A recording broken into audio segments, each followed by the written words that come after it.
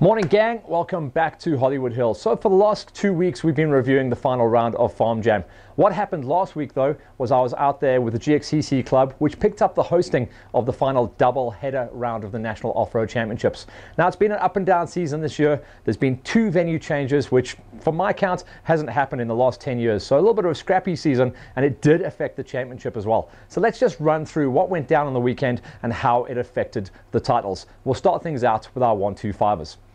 On the 125 gate for the last couple of seasons, the big story has been Davin Cocker. He came from absolutely nowhere, one of the Zim motocross kids, and he was absolute pinner at the GXCCs. He walked away with a #1 plate in the GXCCs. He was almost unstoppable. Didn't win every single round, but he was damn close as well on an 8-round championship. On the Nationals, also, he was off the front and just banging the wins the whole way through until Lesotho. Went down hard, massive crash in Lesotho, and that gave him a DNF, which meant that the riders that were running number 2 and 3 in the championship were starting to close him down. What went down at the final doubleheader was he had to win, and Pelzer had to finish lower than second place. He had to take third to lose out the championship. It didn't happen. Pelzer kept his blade sharp, and Mr. 125 finally gets his national #1 plate. So that is a huge story, and it was just by literally 1 or 2 points. Dav Cocker was the fastest man on the season until the crash. The most consistent rider and the man that brought home the bacon and nails down his #1 plate is Ryan Pelzer. And that's a big one for Pelzer as well, because that was his last chance saloon. He now moves up into 2020 into the OR3s, where he's got a race down against Brad Cox. That takes us nicely into the OR3s. OR3 Championship this year has been all about Brad Cox, another rider who went down in flames at Lesotho.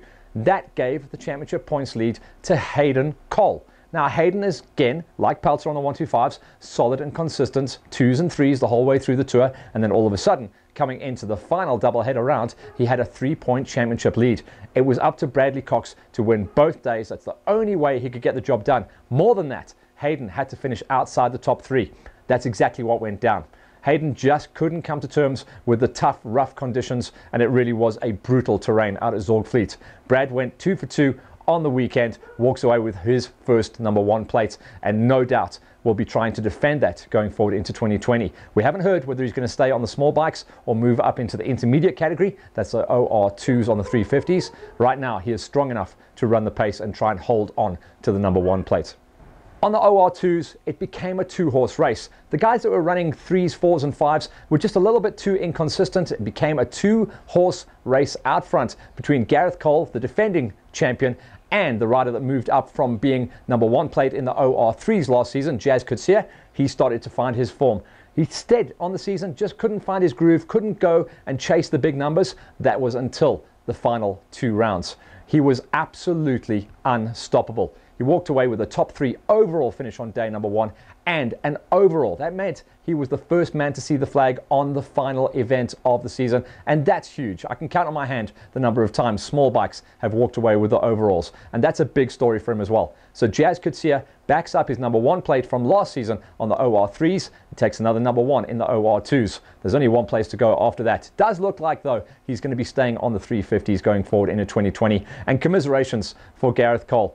He had a big crash on the first lap of day #1, and that just dropped him outside, and after that he was in the fight back and just burnt himself too hard on day #1. Couldn't fight back on day #2, but commiserations for the outgoing champion. He will, though, walk away with the #2 plate. That's Gareth Cole in the OR2s.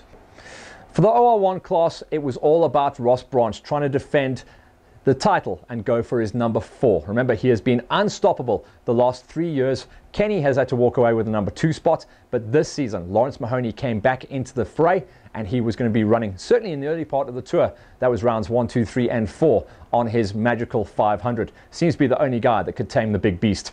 Scrappy season the whole way through, though, where we saw a couple of enduro stars pop in and take a bit of cheese from the establishment at round #1, but after that things started to settle down. Ross couldn't find his form, though. Couple of crashes, couple of mechanicals holding him back from the wins. It was all about Kenny that started to smash the wins early on, the Kouwer-Bokkerveld, and then he started to charge at round #3 as well at Brakpan. Ross was starting to climb the ladder and close him down, but Kenny had all the momentum heading into round #4, and that was Lesotho. Just 1 week before Lesotho, though, a freak training accident. Kenny went down hard, breaking his elbow, had to go in for a shop, body panel rebuild, and he was out for the rest of the season. He will be back though, but that was his chance of reclaiming the number 1 plate gone. That meant at that stage it was going to be a 3-horse race. At the front was going to be all about Branch, Mahoney, and now a very consistent D'Artagnan Lobjoy. He'd had a couple of breakout rides throughout the Tour. Number 2 at the Koa Bokkeveld was certainly his big result. Then they had to go down into the final 2 rounds, the doubleheader. Mahoney came out banging, switching from the 500 onto the 450 for the last couple of events of the Tour, and just absolutely smashed it. He hammered everyone into the ground on day number 1. That was round number 5. And unfortunately, Ross Branch, who knew that it was a straight up dogfight, bowed out at the halfway marker. He had a freaky little seat tap, crimped a situation in his back. No breakage, but definitely a compression, and advised to step off the bike for 2 weeks. He'll come back, but that was obviously the championship absolutely gone. Day number 2, Lawrence wrapped it up and walked away with the big number 1 plate, and on the finish line announced his retirement for the sport. That was the magical number 7 national titles for Lawrence Mahoney. The ever consistent Dart walked away with his highest ever national finish in the OR2s, and that was OR1 should I say, and that was 2nd place. So very good numbers, and certainly going forward into 2020, it's going to be interesting. A lot of inconsistencies for the rest of the riders though, a lot of injuries on the Tour, and we're very excited to see what goes down, because obviously Lawrence will not be defending his number 1 plate, and Branch seems to be focused very much on the rallies. So it's all to play for in 2020. The final win of the season actually went to Charon Moore. Sometimes you don't know which guy is going to turn up. This time around at round number 6, the last day of the season, Charon was the main man. Walked away with a win in the OR1 class, the final win of the season, and 2nd on the day. Charon is a big threat for next season. On the age group categories, it was the Bolie van Rooyen show the whole way through the Tour. He smashed wins at rounds 1, 2, 3, and 4, with the closest runner, Wade Blau, trying to close him down. Blau came to life in the last 2 rounds though, smashing a 6th place overall and the win in the seniors on day number 1. That was round number 5. And then an incredible 3rd place overall, and again another win in the seniors on the final day as well. That moved him up into, I think, what looked like 2nd place on the championship, or actually probably 3rd, because Hanti Hanekom was very consistent. He looks like he's going to walk away with a 2nd place. But on pace and on paper, going forward into 2020, Blau is a massive threat to Bolie's dominance, although Bolie still walked away with a number 1 plate in 2019. And on the Masters, it was also a 2-horse race on the Tour. Van van Deventer had the advantage going into the final 2 rounds, and Wayne Farmer knew that he had some mistakes and crashes on the Tour, and he had to have 2 perfect days. He did that. He smashed top 10 finishes overalls on days 1 and 2, and just sneaked. I think it ended up with 2, maybe 3 points lead, and Wayne Farmer is your Masters champion. So that's basically everything wrapped up as far as the national off-roads goes. Sorry we delayed it. We just had to get a couple of productions out in the meantime.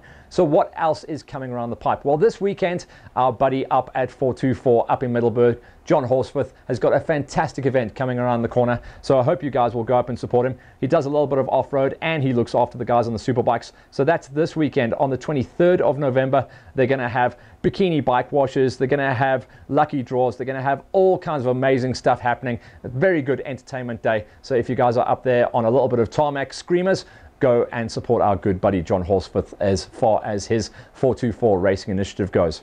Then next weekend, Mike Prusier has got the wake up late in the day, but it's great to see Nitex coming back into play. We're going to be down there, myself and the crew from LiveX, making sure that you guys are fully entertained, and we'll report back on that for Hollywood Hills. And then pretty much straight after that, we go into the Roof of Africa. So it's nice and tight. The pace has definitely picked up. We're in top gear, and we're just pushing it all the way to the finish.